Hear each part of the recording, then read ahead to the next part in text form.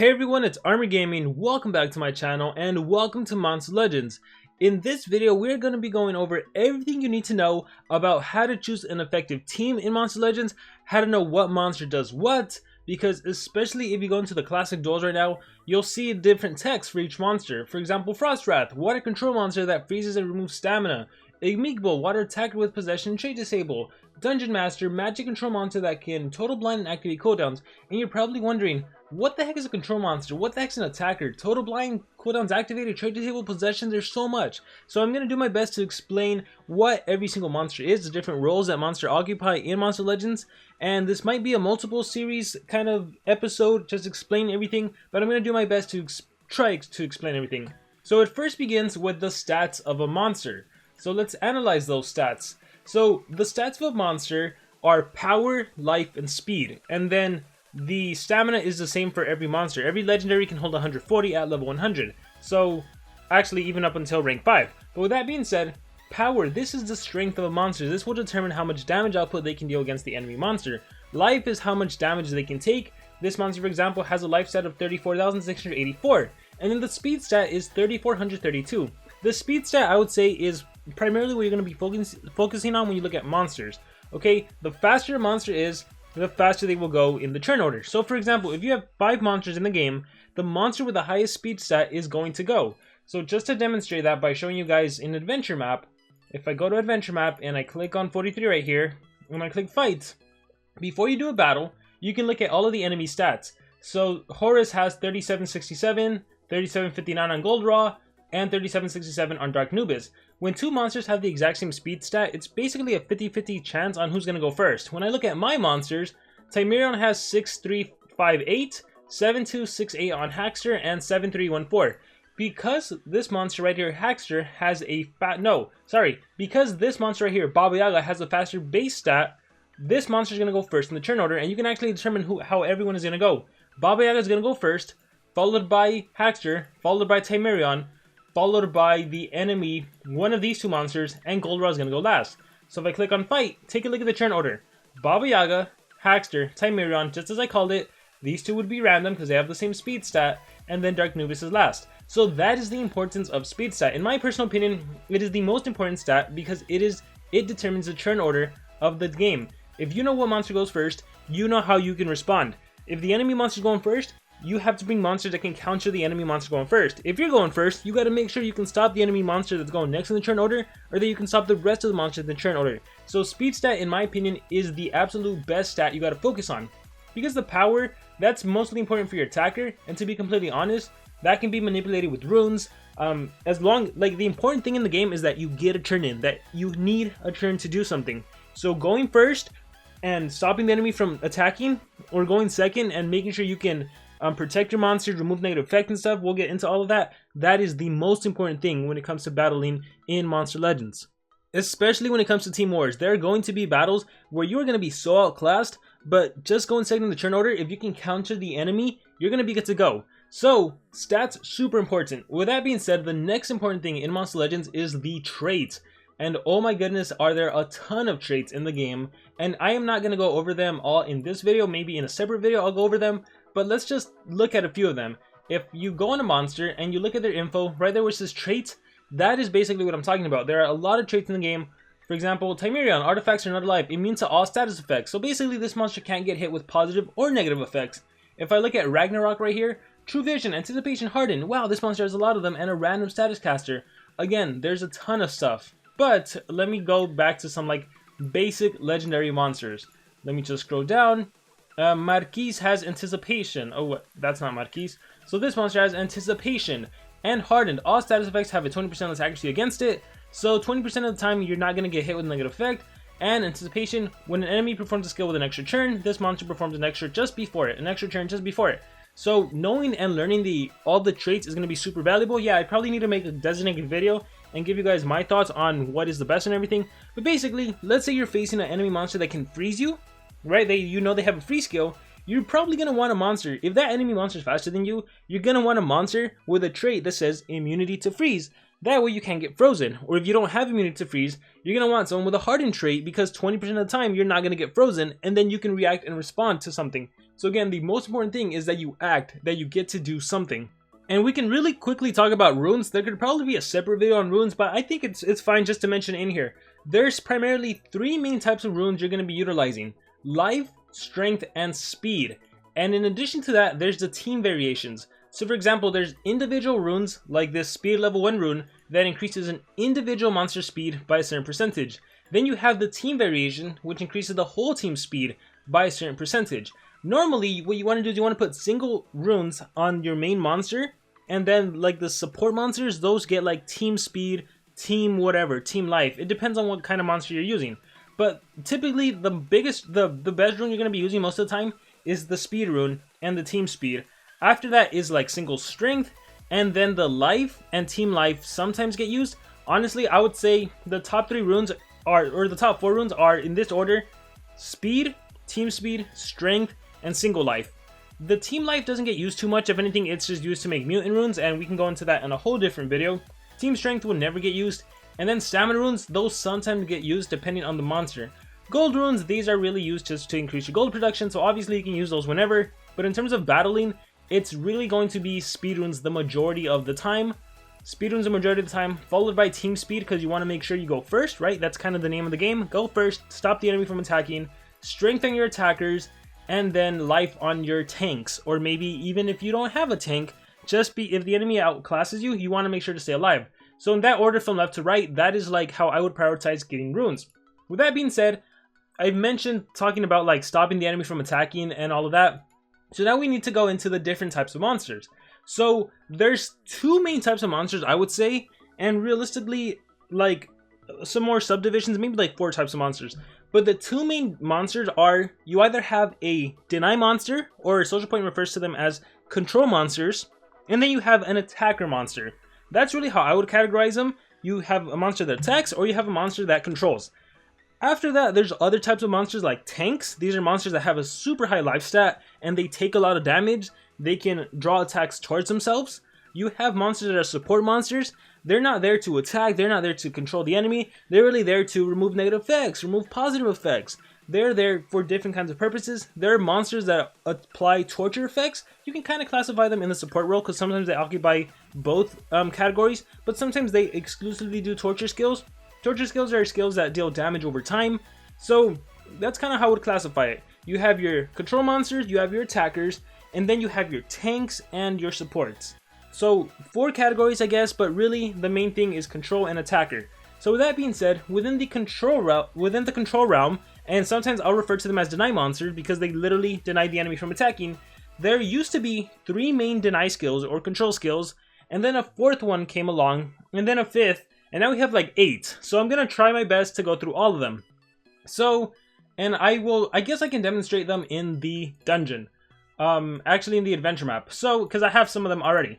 So let's click on fight, and I have a good amount of monsters. I need to swap out this monster for a water monster, and I think, okay, here's a good one. So let's click fight. So one of the main deny skills or control skills is possession. See, black hat, may corrupt all targets. Now with possession specifically, there's 2 types of possession. There is exclusive possession, which is corruption, and there is possession.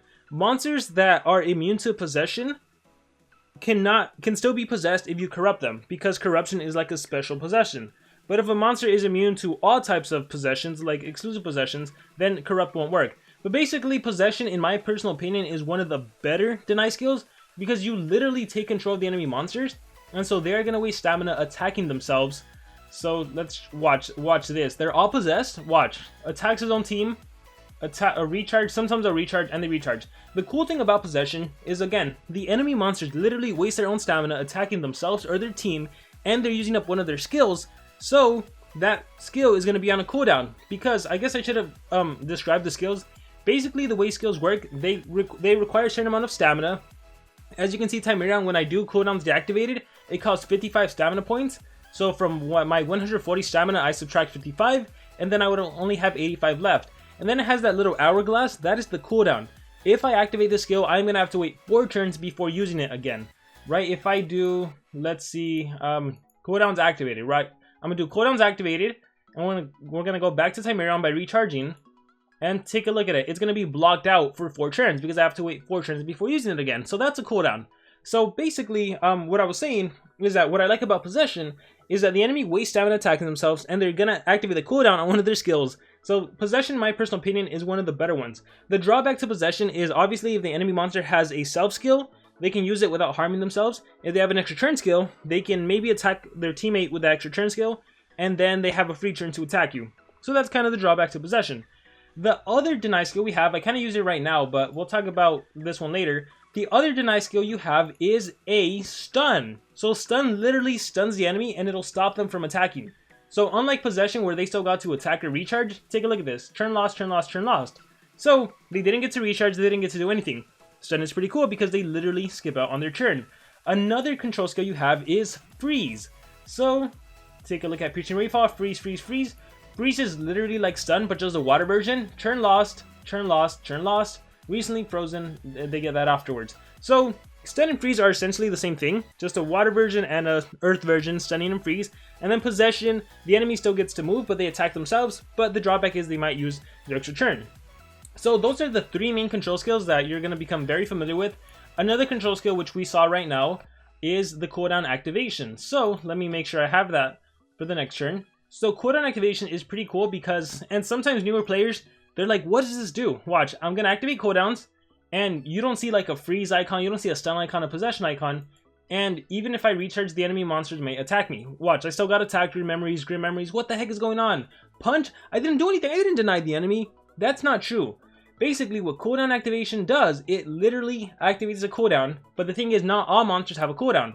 So when I look at Frostbite, this has a 2-turn cooldown, 4-turn cooldown, 4-turn cooldown, 4-turn cooldown.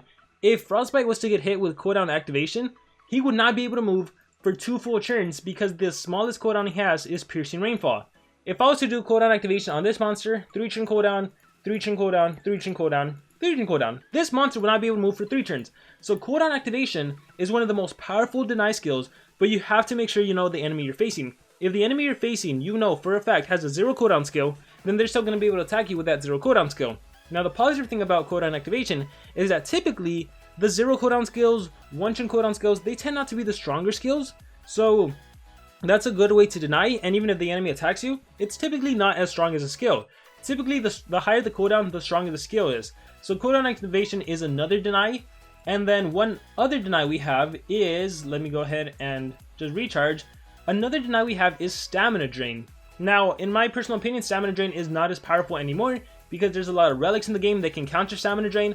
But basically, another way to stop the enemy from attacking is by literally draining their stamina. So in this particular skill, it does both. It drains stamina and it freezes. Watch, see how he lost all of his stamina? If an enemy has no stamina, they literally can't attack you because their skill requires stamina to attack you. However, not all skills require stamina. Some skills have a 0 stamina cost, in which case the enemy monster would still be able to attack you. So be careful, right? Stamina drain is really great unless the enemy monster has a relic that can regenerate their stamina, or if that enemy monster has a skill that requires 0 stamina. A very popular monster that has a skill that requires 0 stamina, and this might change with the world of mythics, but one very popular one is this water monster right here called Lukary. If we look at his skills, right here, Deadly Interruption, look, stamina, 0, cooldown, 0. So if this monster was to get hit with cooldown activation, or it got all stamina drain, he would still be able to use this very powerful, massive water-based attack. And this is an attacker, so he typically has a strength rune or 2 or 3. So just some stuff to keep in mind. So I went over the 5 main control. You have your possession, your freeze, your stun, your cooldown activation, and your stamina drain. On top of that, there's a few more, there's like 3 more main deny skills, which are Total Blind, Time Stop, and Baby Reversion. And we actually, both of these monsters, Haxer and Timerion, they actually have a Time Stop, but I'm going to demonstrate it with some other monsters. So I'm going to bring this monster for the Total Blind, for the Baby Reversion, and this is, you don't see these too often, alright? The skill sets I'm about to show you, or the deny skills I'm about to show you, you honestly don't see them that often. It's quite rare when you see them sometimes. So, let's fight. So, oh my gosh, this one's interesting. So, Kids Like You. This one turns the enemy monsters into a baby. This is called the Baby Reversion. It's a type of deny skill, but it's interesting because when an enemy monster is a baby, you literally cannot target them. See, cannot be targeted. So you still deny them from getting a turn in, but because you can't attack them, they do kind of get a turn to do stuff. So that's just something to keep in mind. It is a deny skill. Another main deny skill we have is time stop. So this stops the enemies from attacking. So again, it's just like a stun, it's just like a freeze. The cool thing about time stop is that no monster is immune to time stop, whereas you're gonna come into plenty of monsters that are immune to freeze or to stun. So time stop is quite powerful. However, not a lot of monsters have it. So watch, turn lost, turn lost, turn lost, and they do. We'll talk about this later. So yeah, you have that. Let me recharge. Another deny you have is total blind. This reduces an enemy's monster's accuracy by 100%, meaning whatever attack they do, it is going to miss. So let's recharge. Check this out. He just recharged. Funny mushrooms. Oh, was he not? He probably wasn't blinded. And then, oh yeah, because this monster is actually, look, immune to blind. So the total blind didn't land. So the cool thing about total blind, what I really like, is that kind of like possession, the enemy monster is still wasting stamina. But just like with possession, if the enemy monster has a self skill, they can use that self skill. So, you know, they still get an advantage. If the enemy monster has an extra turn skill, they can still use the extra turn skill, get rid of the total blind, and then attack you. So all denies kind of have their drawbacks and whatnot. Another thing I should mention is the fact that after you deny a monster, like watch, we'll do this skill again. Oh, I think they're gonna die. After you deny a monster, they essentially get blocked to being denied again. Watch, if I do kids like you, and they transform into a baby, recharge, recharge, and then check this out. Baby reversion, baby reversion. Alright, when you click on the monster, recently reversed, immune to baby reversion. If I try to turn a monster into a baby again, it is not going to work because they've recently become a baby. Okay? So what you have to do is you have to do another deny skill. Like I can do time freeze, and I can time stop them. So I may not be able to make them into a baby, but I can definitely stop time them. I'll go ahead and recharge. I'll recharge again. Here, let me just land a total blind again. Balor of the Evil Eye. And then we'll just recharge. So watch. Okay, so now what you see when I click on them, now they have immune to time stop because now I can turn them back into a baby because the baby reversion protection is gone. You'll notice that with blind in particular, with total blind, you are able to chain total blind. So if you want to, you can total blind a monster back to back to back. But watch, if I try to time stop, watch, I'll do time law on Horus, who has the recently time stopped. Check this out. It doesn't work. See, it says time stop blocked. But if I want to blind a monster again, that definitely works. So from all the control skills, total blind is the only one that you can chain back to back to back. So you can somewhat consider total blind as not a true control skill, because if it is a true control skill, the enemy monster would not be immune to it, or the enemy monster would gain an immunity to it. This is important because a monster like Giguere, which I mentioned previously, this monster has a trait that makes him immune to control skills. So it's important to know the control skills, okay? So, if you try it right here, gives immunity to stun, freeze, possession, corruption, and other mega variations. This also includes baby. So this monster cannot be transformed into a baby. I do believe you can time stop this monster though. I actually have to test that out. But you can total blind them. So Giguere can be total blind. So even though I'm putting total blind as a control, it's not really in the control category. Alright guys? So that is basically a pretty thorough discussion on all the control skills. And the name of the game typically, especially if you're playing like the classic duels, typically what you'll see is when a monster has a deny skill, when a monster can deny, you typically want that monster to go first in the turn order to deny. So for example, you'll see a lot of these kinds of builds where the enemy runs a bunch of team speed on their secondary and treachery monster.